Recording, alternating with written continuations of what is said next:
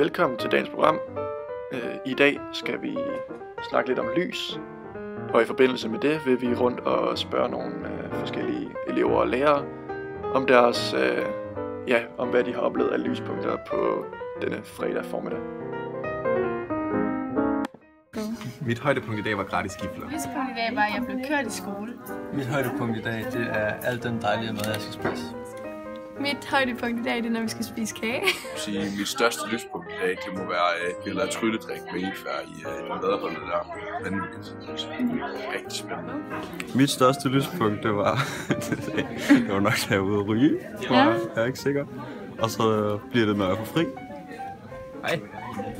Hvad er dit lyspunkt i dag? Det er jo at komme ud og så komme i gang med at interviewe folk omkring det, som de laver her på Lysets dag. Det tror jeg, altså fredagscaféen, helt klart, det er jo nok det største lyspunkt i dag, vil jeg gerne sige, ja. Super. Mit højdepunkt i dag bliver at komme i bad. At solen skinner. Lyspunktet for mig i dag var at blive kørt i skole af min mor. Altså lyspunktet for mig i dag er at finde ud af, at jeg kun har 3 minutter, så jeg kan nå til fredagscaféen. Okay. Ja, mit lyspunkt i dag har været, at jeg har fundet ud af, at jeg skulle lave kage. Mit lyspunkt i dag var, da jeg så min gruppe. Mit lyspunkt i dag har været min morgenmad. Solen skinner. Lyspunkt i dag har nok været, at jeg har fået en god ro.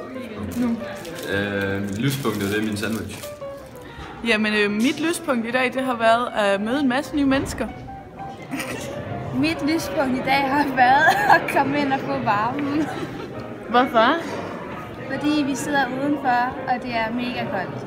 Okay. Indtil videre, ja.